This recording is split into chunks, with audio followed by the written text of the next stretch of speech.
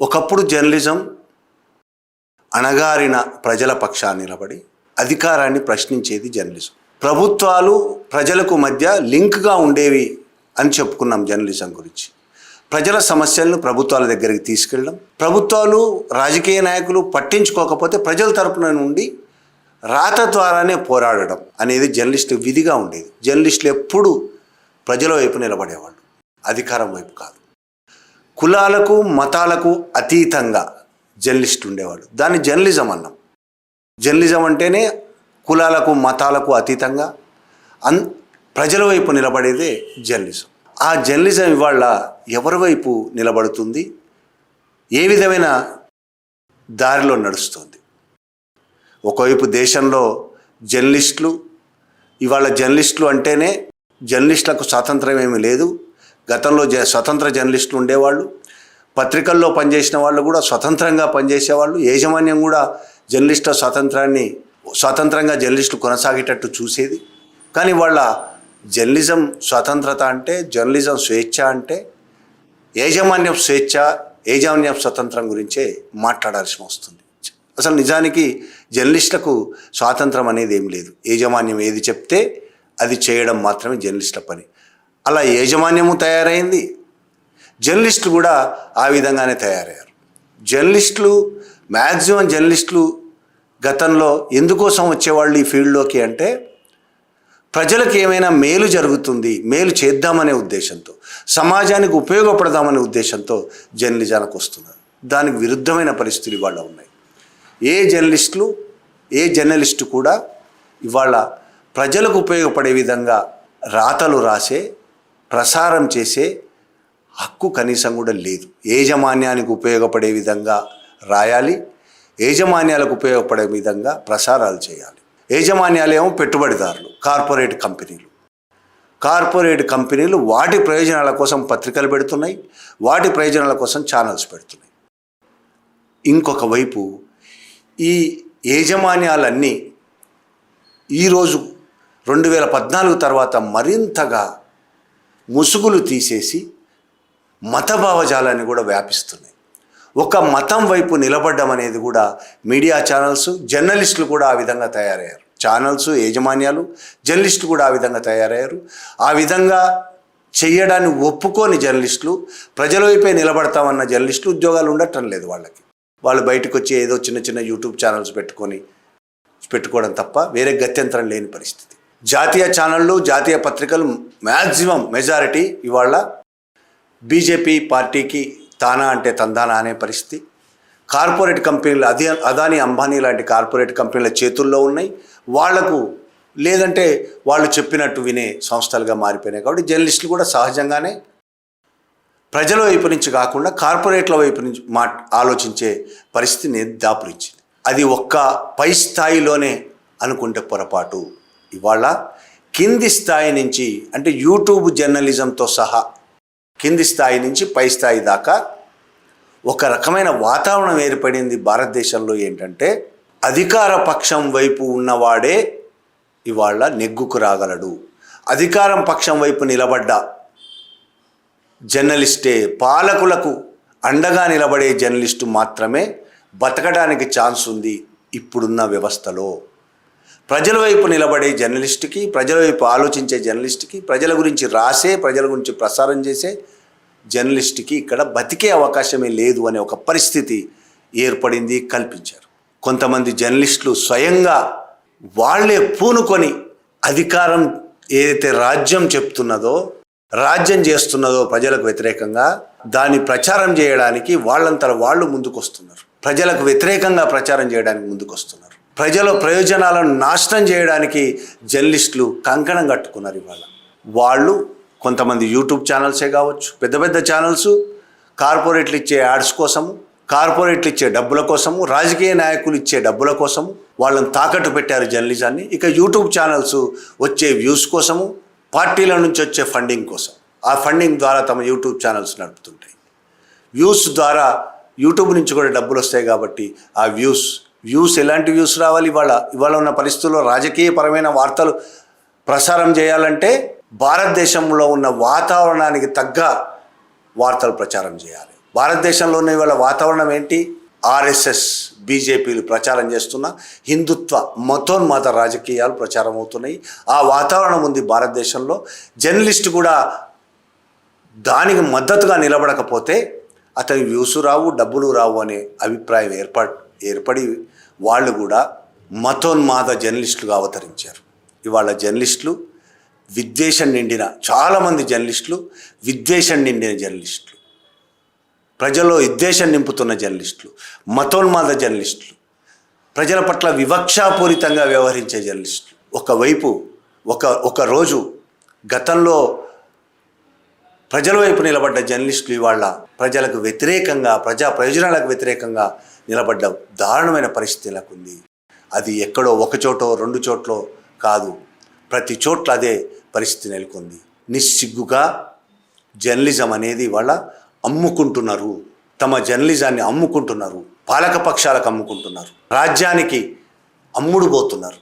అటువంటి జర్నలిస్టుల్లో ఒక జర్నలిస్టో లేకపోతే ఒక ఛానల్ ఇవాళ 2 రోజుల క్రితం సమ్మక్క సారక్క జాతరలో చేసిన రభస, చేసిన దుర్మార్గమైన ప్రచారం చాలామంది ఖండించారు. చాలా యూట్యూబ్ ఛానల్స్ దాన్ని వ్యతిరేకంగా నిలబడ్డాయి. చాలా ఆనందకరమైన విషయం, ఆహ్వానించాల్సిన విషయం ఏంటంటే ఈ తెలంగాణలో ఇప్పటికీ ఈ మతోన్మాద భావజాలాన్ని వ్యతిరేకంగా నిలబడే శక్తులు ఇంకా ఉన్నాయి, నిలబడగలుగుతున్నాయి. జర్నలిస్టులు చాలామంది ఇప్పటికీ దానికి వ్యతిరేకంగా నిలబడగలుగుతున్నారు. ఇప్పటికీ పేదవాళ్ళ పక్షం జర్నలిస్టులు ఇంకా నిలబడే ఉన్నారు అని చెప్పడానికి ఈ ఉదాహరణ ఒకటి ఉంది. సమ్మక్క సారక్క జాతరలో వలి అనే ఒక పేద వ్యాపారి, చిరు వ్యాపారి కర్నూలు నుంచి బన్నులు అమ్ముకోవడానికి సమ్మక్క సారక్క జాతరకు వచ్చాడు. కోవా బన్నులు అమ్మాడు. చాలామంది జాతరలో చాలా రకాలు అమ్మాడు. కానీ తన పేరు వలి. ఆ పేరు ఈ భారతదేశంలో నేరమైపోయిన పేరు. ముస్లింల పేరు ఉండడమే ఈ దేశంలో నేరంగా మారిపోయింది.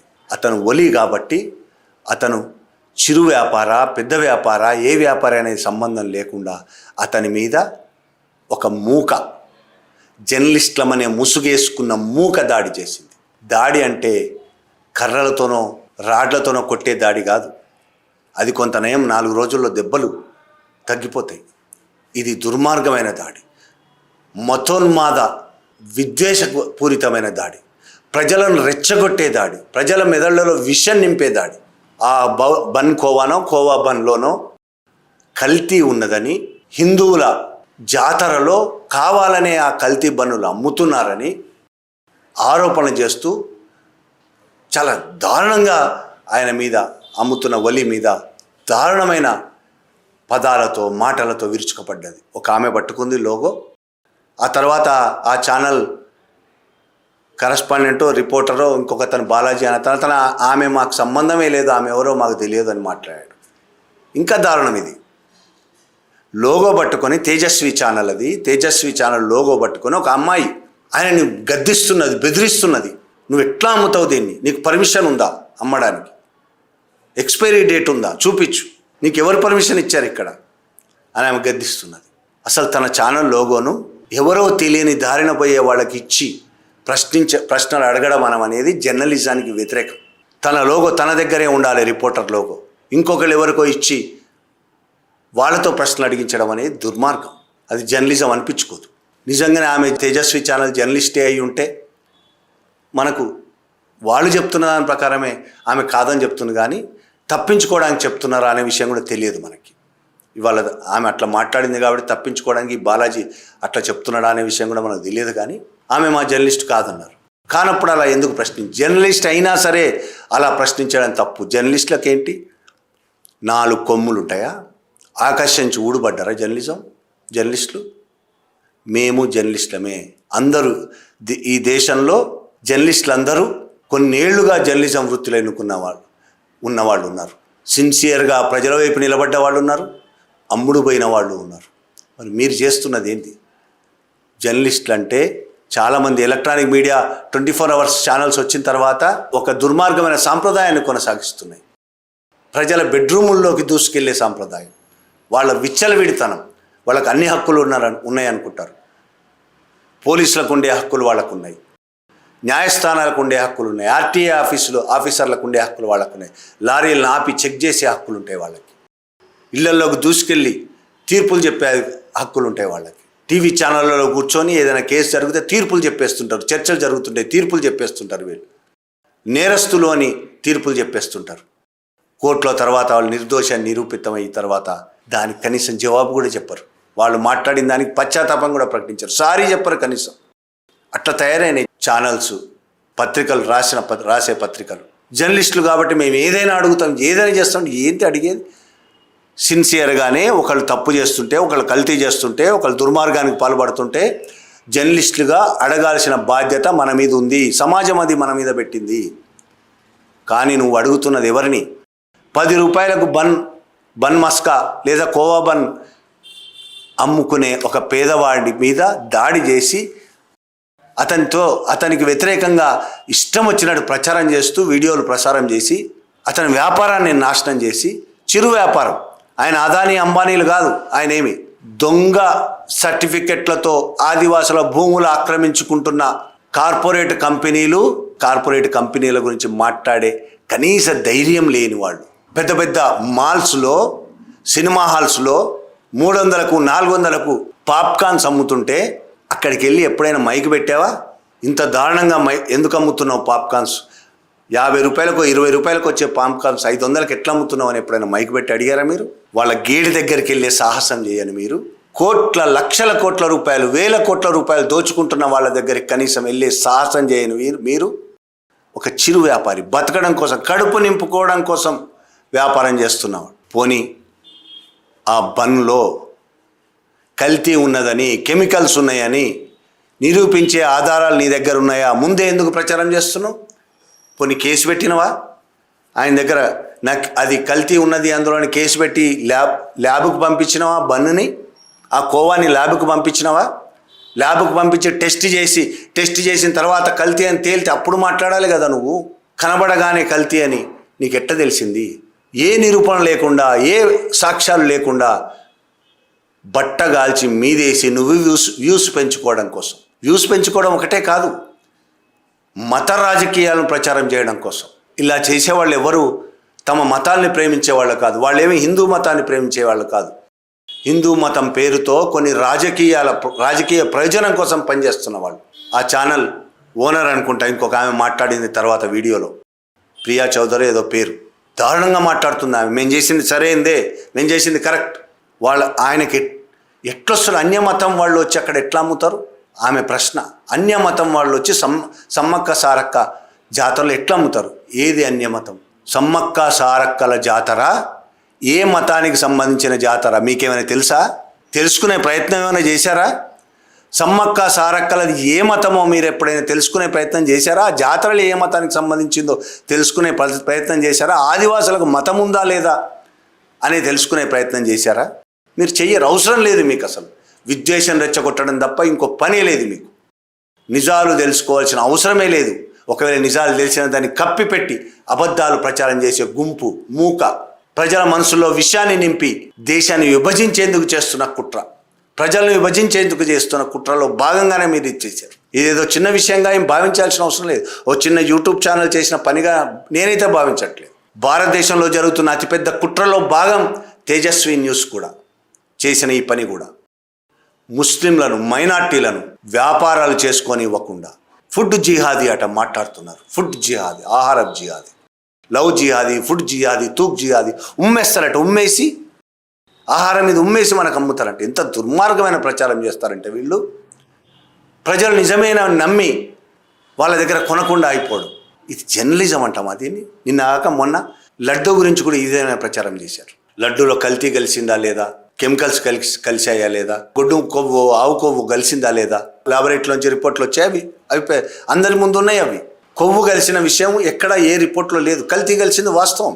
దానికి సంబంధించి నువ్వు కల్తీ కలిపిన విషయంలో విచారణ చేయొచ్చు, దాని మీద జర్నలిస్టులు స్టోరీలు చేయొచ్చు, ఏమైనా చేయొచ్చు. కానీ ఒక జర్నలిస్ట్, ఒక టీవీ ఛానల్లో మహిళా జర్నలిస్టు మాట్లాడుతుంది, హిందువుల జనాభా తగ్గించడం కోసం ఆ లడ్డులో కెమికల్స్ కొన్ని కలిపి గర్భం రాకుండా, మహిళలకు గర్భం రాకుండా చేయడం కోసం జనాభా తగ్గించి మైనార్టీల జనాభా పెంచుకోవడం కోసం జరుగుతున్న కుట్ర. అక్కడికి వెళ్ళేది హిందువులే కాబట్టి వాళ్ళ లడ్డూలు తిని వాళ్ళ గర్భాలు రాకుండా అయిపోతాయి. అట్లా జరిగింది అని మాట్లాడుతున్నది ఆమె. అసలు కేసు పెట్టాల్సింది ఆమె మీద. అది జరిగినట్టు నిరూపించాల్సిన బాధ్యత ఆమె మీద ఉంది.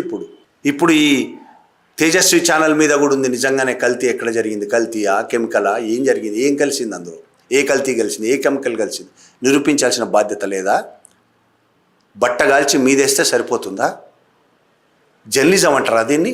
బీజేపీ నుంచి వచ్చే ఫండింగ్ కోసం, ఆర్ఎస్ఎస్ నుంచి వచ్చే ఫండింగ్ కోసం ఇట్లా అబద్ధాలు ప్రచారం చేసి ప్రజల మనసులో విషయాన్ని నింపడం అనేది దుర్మార్గం. ఇది భారతదేశం అభివృద్ధికి కానీ భారతదేశం ముందుకెళ్ళడానికి ఏమాత్రం ఉపయోగపడదు. భారతదేశం నాశనం చేసే విధంగా పోతుంది. ఈ విధంగానే జరిగి పాకిస్తాన్ నాశనం అయిపోయింది. అనేక మతోన్మాద దేశాలు సర్వనాశనం అయిపోయాయి దీనివల్ల. మళ్ళీ వాళ్ళని మీరే తిడతారు. ఆ దేశాలు ముస్లిం మతోన్మాద దేశాలు. ముస్లిం మతోన్మాదం కాదు, ఏ మతోన్మాదమైనా, క్రిస్టియన్ మతోన్మాదమైనా, బౌద్ధ మతోన్మాదమైనా, హిందూ మతోన్మాదమైనా ఏ దేశంలోనైనా అధికారికంగా ఉంటే ఆ దేశం సర్వనాశనం అయిపోతుంది. రేపు భారతదేశం కూడా ఆ విధంగా సర్వనాశనం అవడానికి మీలాంటి వాళ్ళే కారకులు. భారతదేశంలో ఉన్న ప్రజలు, మెజారిటీ ప్రజలు మీ భావజాలను ఒప్పుకోవటం లేదు. ప్రజలందరూ కలిసిమెలిసి ఉన్నారు. కలిసిమెలిసి సమాజాన్ని ముందుకు తీసుకెళ్తున్నారు. భారతదేశాన్ని అభివృద్ధి చేసిన అందరూ కలిసి చేశారు. భారతదేశం అభివృద్ధిలో, భారతదేశం స్వతంత్రంలో దేంట్లో కూడా కనీస పాత్ర లేని మీరు, ఆర్ఎస్ఎస్, బీజేపీ, ఎవరైనా కానీ కనీస పాత్ర లేదు. స్వతంత్రానికి వ్యతిరేకంగా నిలబడ్డారు, ద్రోహం చేశారు. స్వతంత్ర పోరాటానికి ద్రోహం చేసిన మీరు ఇవాళ భారతదేశ ప్రజల్లో, ఈ కొత్త తరాల్లో మెదళ్లలో విషాన్ని నింపి ప్రజల్లో చీలిక తీసుకొస్తున్నారు. దీనివల్ల భారతదేశం నాశనం అవుతుంది. ఒక్క తేజస్వి ఛానల్ కోవా బంద్కు సంబంధించిన విషయమే కాదు, భారతదేశ భవిష్యత్తుకు సంబంధించిన విషయం, ఈ ప్రజల జీవితాలకు సంబంధించిన విషయం. మనం ఇటువంటి దుర్మార్గాలను, ప్రచారాలను వెంటనే నమ్మొద్దని, చిరు వ్యాపారులు లాంటి చిన్న ప్రజల మీద చేస్తున్న ఇలాంటి దుర్మార్గ దాడులను ప్రతి ఒక్కళ్ళం ఖండించాలి. Thank you very much.